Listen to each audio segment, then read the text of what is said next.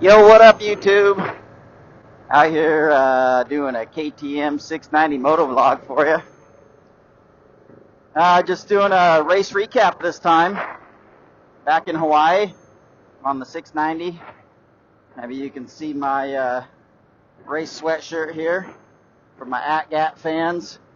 I've got all the gear on this ride. I got boots, jeans, sweatshirt. So safety first when you're riding dirt bikes. So yeah, it's a pretty day. It's almost always a pretty day in Hawaii. And I'm just heading up the mountain just so I can give you guys a little bit better scenery behind me. Just kind of stuck in the slow-going traffic here. But yeah, so went back to Washington State for Scrambles race. And I did this race last year.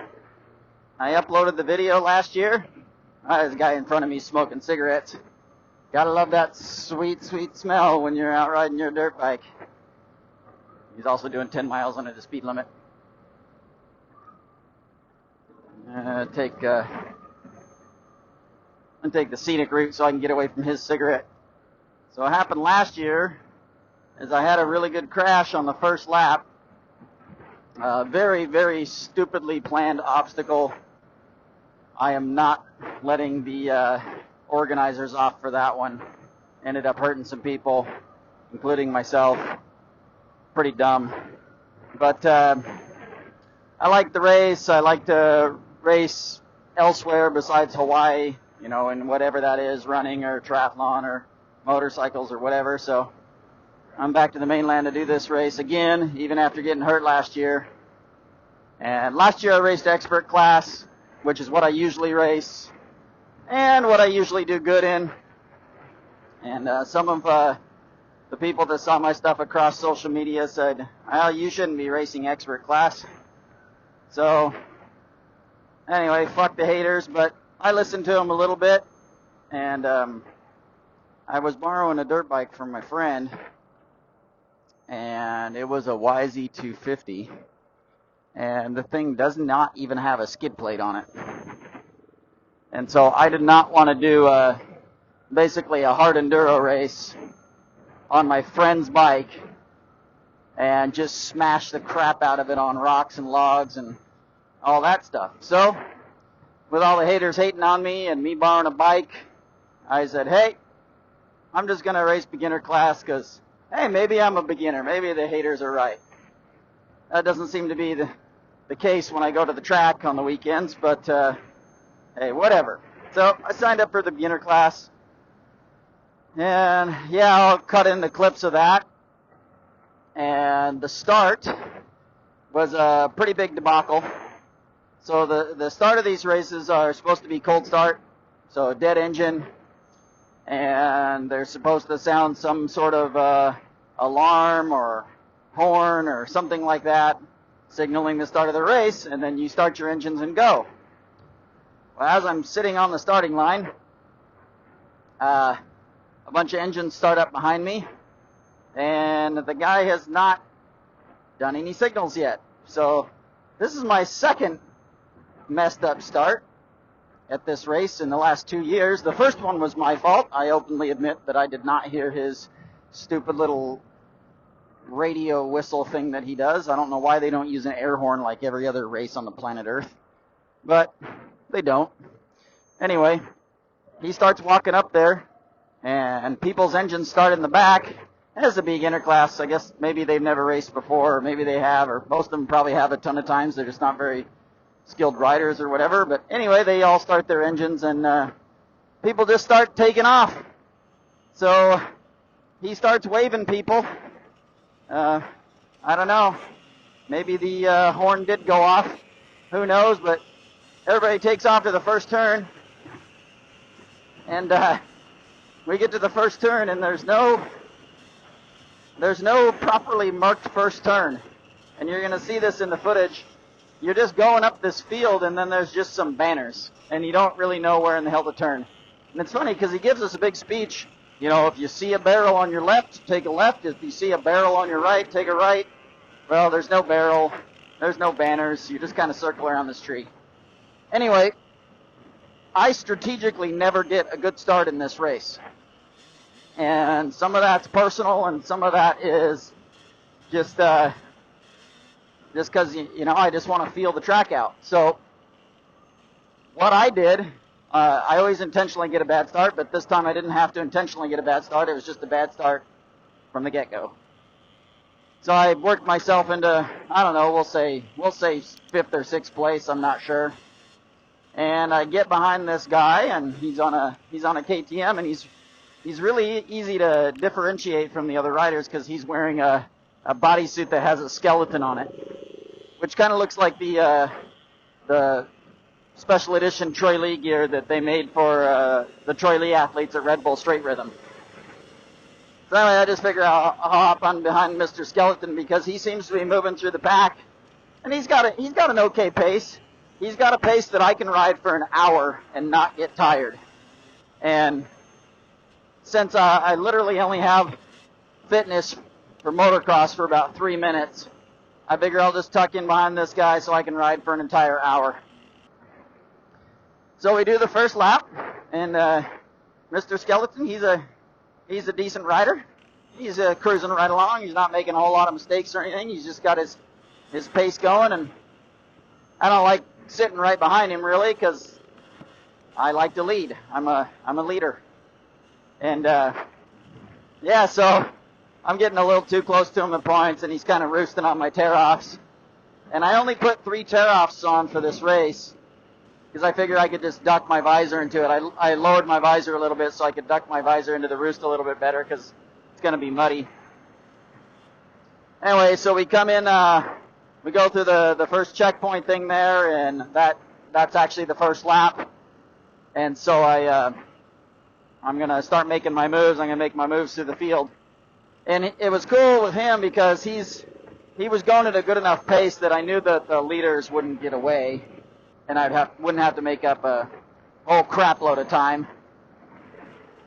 So I pass him, and even by the second lap, we're starting to hit like a couple lappers. So I don't really know who I'm passing for the lead and who I'm not. I mean, you have a pretty good guess on who's who because at the speed at which you catch them. But that's not always the case, especially in the beginner class, because if you ride beginner class, they like to race whoever comes up behind them. So they could be getting passed by an A-class rider, which at one point I would say that I was, considering that I made the podium in A-class races. I'm going to go this back down because we're going to hit rain, and I'm going to rain all over the camera. But anyway, they will try and race who's ever trying to pass them instead of getting out of the way. So, you know, back in the day, I would come up on them, and if they wouldn't move and stuff, I would panic rev on people and stuff just to kind of scare them off the track. Anyway, we won't get into that. But so you don't always know who you're lapping and who you need to pass for the lead. And so anyway, I figure I'm at first for a couple laps, and then my buddy, guess I could call him my sort of pit crew, he found his way into the woods in a little bit slower section, and he's screaming at me in the video, first. So basically that confirmed to me that I was in first. So once I'm in first, I don't need to waste any more energy, right? So I just need to ride at a decent clip, make sure that nobody passes me, and just not get tired and survive to the end. So basically that's what I did. And I won. I won pretty commanding lead. And I actually did not expect that. I think maybe the haters installed enough I'm not good enough in me to win, even though I'm, in the C class, beginner class, whatever you want to call it. There's always a sandbagger in the beginner class. And I've seen many beginner C races that there's always a beginner that's not really a beginner. And I guess that this time it was me. So I was not expecting to win, because usually you got some guy just like myself that just shows up and he wants to ride the first moto or whatever, and he signs up for that so that he can race and be out of there. And most of the time they're trying to sandbag so that they can collect a trophy. Like, honestly, I could really care less about the trophy. I did get it this time, and the reason I got it this time is I think it was just maybe a confidence thing that, you know, hey, I gotta win, you know. I haven't raced a motorcycle in like, shit, I don't even know when the last time I raced a motorcycle was, besides last year that I technically DNF'd. But the time before that, I feel like maybe it was 2002 that I raced a motorcycle. So, not gonna lie, it felt kind of good to get a trophy, even though it was a beginner trophy. And it's the only beginner trophy that I have in my collection. I've never won a beginner class race. I really sucked when I went to my first races, and I did race beginner.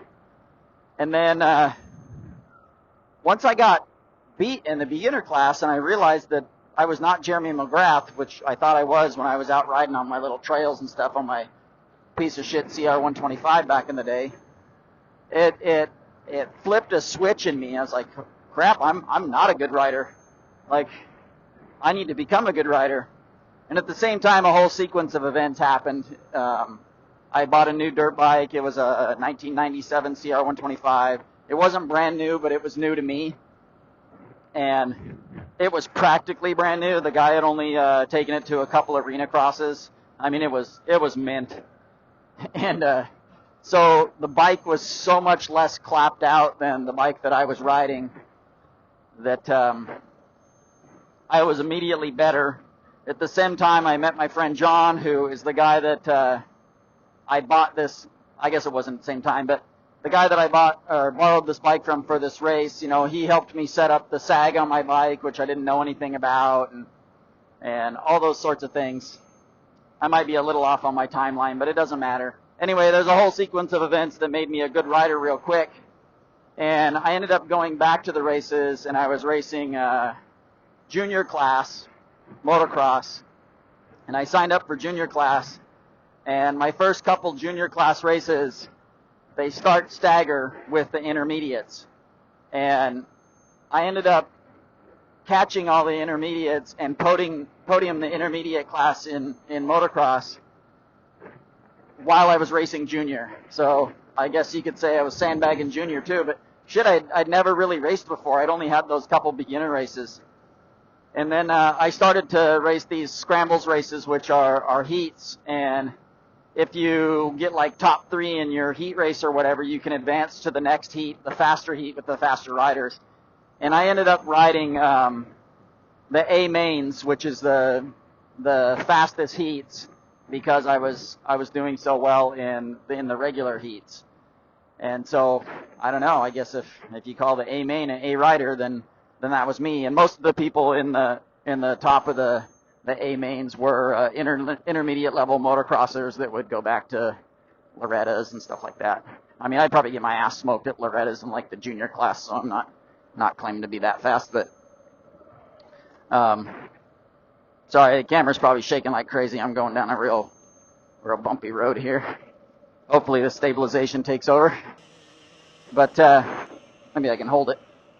Anyway, that's the reason I raced beginner class, so I wanted to clarify that. And I just raced it because I didn't want to smash my friend's bike apart, and I didn't want to go over all the endurocross obstacles. Like, riding this past year, I'm definitely capable of handling all the obstacles. They're probably barely even obstacles for me anymore, outside of, you know, being wet and muddy and stuff like that. Have zero intimidation of the obstacles. I just didn't want to crash my buddy's bike when I'm tired and smash his radiators. The damn bike didn't even have a skid plate on it, right? No radiator braces, no skid plate. You know, I ended up putting handguards on it because I talked him into buying a new bike while I was at his house, and the bike that he bought had handguards on it, so I had factory KTM handguards on the YZ for the race, which helped because I'll put my one crash in there that was on the second lap. It kept my grips and stuff from getting muddy, so that was really nice. And that one dump over, it was just getting a feel for the track. I didn't really know where all the traction was in the track yet, and so I was going down this straightaway you'll see in the footage, and it was just super, super snotty. If you watch the whole race, you'll see me like, wow, that's slick the whole time. It's just super snotty, and when I came into it, I was carrying too much speed, and the front tire just went, I mean, the steering just went all the way to the stop and just was sliding. I was like, well, I'm going down on this one. And I hit the ground on my right shoulder and probably slid 4 feet through the mud, basically on my head. It didn't hurt at all. It was like hitting a damn mattress because it was so muddy. But that was my one dump, and then I just made sure that after that I stayed upright, because you don't win races if you don't stay upright. And I just wanted to do well. That's all I wanted to do. I wanted to do well and not get hurt and just have fun. And that's where I'll start to close this MotoVlog out. Is I came through the finish line. It says in the video, when you look at me go through the finish line on the checkers, it says 56 second on the clock. And actually, it wasn't the checkers. It was technically there's. This is what I'm getting to. It said 56 second on the clock in the video, but I think that might be the camera like distorting the numbers, because I very clearly remember going through the checkpoint and seeing 8 seconds left on the clock. And I'm like, if you go through the clock before you're finished, you have to do the next lap. And so I only had 8 seconds left in the race on the full hour. And I was like, crap, I should have slowed down, because I wasn't tired, but my arm was really, really hurting me. I had this bad nerve in my arm, and it makes my whole arm go numb. So my arm was essentially numb for the whole entire race. And you can't see much in the video, but I rode like, I'm going to say I rode like 30% of that race with my damn hand off of the handlebar, because I have to, the nerve is pinched when it's on the handlebar when I start to like pump up, and my muscles start pumping up like in my back and neck. So I ride this damn race without freaking using my left arm practically. And anyway, so I thought the race was over, but I had 8 seconds left, so I had to go do a whole another lap. And when I was doing that final lap, which was my 9th lap, maybe I lapped him on my 7th or my 8th lap. I don't remember, but I lapped second place, which was the guy wearing the skeleton outfit that I followed on the first lap. So there was only one other guy that had a lap time that was in the 7-minute range, and all of my laps were in the 7-minute range. And that was on a bike that was terribly set up for me. Like that bike and I just did not mesh. It was sprung for my friend who weighs 190 pounds. He's a vet pro motocrosser. And that would probably almost be okay for me on a motocross track. But I wasn't on a motocross track. I was on a Eurocross type track, which is, you'll see in the video, it's just a lot of grass with a lot of bumps in the grass. And something like enduro suspension or cross-country suspension is 100 times better for that kind of stuff, to soak up all that cross ruts and crap that are developed in the grass. So anyway, that if I had to guess, if I was riding my new 250SX, which I had Dan at Evo do, and it's got a little bit lighter spring in it, and I'm running the stock springs in the front, which might be a tad stiff for me, honestly, but I ran the compression out, so they feel pretty good. I think at race speeds that on my 250SX, I literally could have been doing between 40 seconds to a minute faster laps. Without question, I would have been running my laps in the 6-minute range instead of the 7-minute range. So if I had been riding my 250SX, I probably would have lapped second place around the 6th lap, and I probably would have lapped everyone up to 3rd place multiple times, which I kind of did on a lot of them anyway.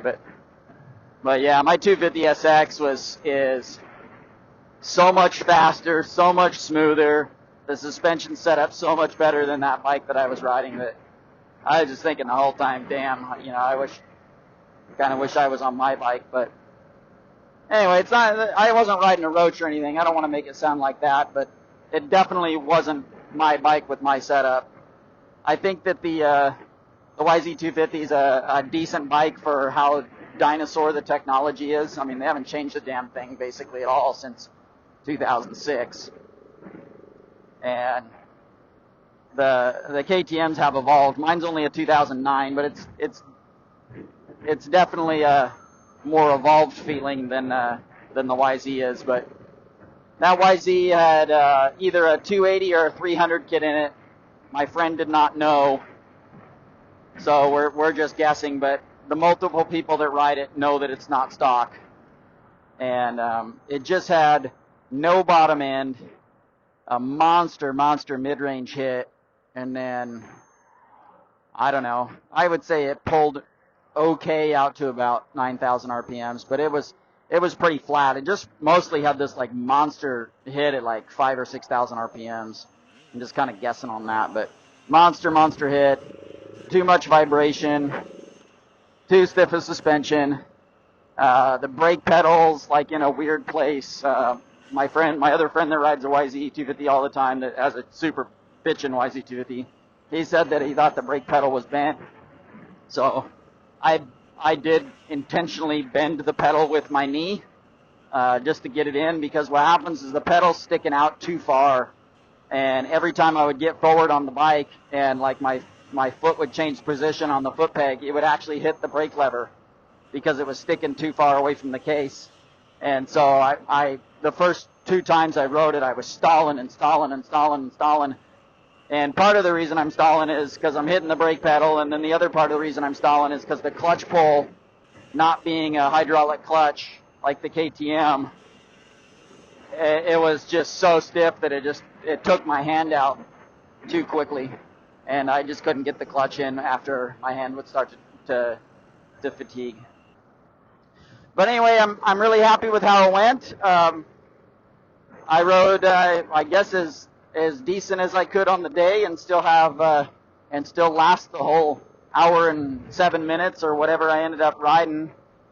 And I didn't get hurt, and went home with a trophy, even if it said beginner on it. And yeah, life is good. I got the bike all detailed up and gave it back to my friend, and he was happy with how pretty it looked when I was done, and I got it set up a little bit better and adjusted, and yeah, it was just a good race. So anyway, I wanted to give you guys an update. I hope everybody had a Merry Christmas and a Happy New Year, and I don't know if you celebrate other things, or Hanukkahs or whatever you guys celebrate, then happy those too. And hope to make you guys some good videos this year. I intend to get back into motocross on my 250SX. I'm going to be buying some more parts and installing some more parts on all kinds of my bikes. Probably going to get a pipe for the 690 with my tax return. I'm likely going to get a Recluse clutch for my motocross bike for my tax return. And then I'm about to completely go through the 350 EXC, because she's having a 1-year birthday with me. Actually, she already had it because I got her in a couple days before Christmas last year. And so she landed on the island in February of last year. I think it was about February 20th I got the bike to the island last year. So I'm going to take it apart and grease everything and inspect everything and make sure that she runs real good for the next year. And I'm toying with the idea of dropping the 350 for a 500 EXC. The power when I get off the 350 from the 250SX is a pretty significant jump, and I kind of want a little bit more power now that I'm riding that 250. I'm getting kind of used to it. I kind of like it. So we may trade up the 350 EXC for a 500 EXC if I can find a decent deal on one. But that's what I've got coming up for 2020, and plan on racing some motocross, and I'll probably do my first race in the B class, and then I'll move to the A class, depending on what happens there. But likely I will be racing A class, or I guess it would be in motocross. It's more like the intermediate class, but there's not really any pros on the island at the moment, so I won't have to worry about any of those. All right, guys, thanks for watching. I'll check in with you soon, and Happy New Year. Aloha from Hawaii.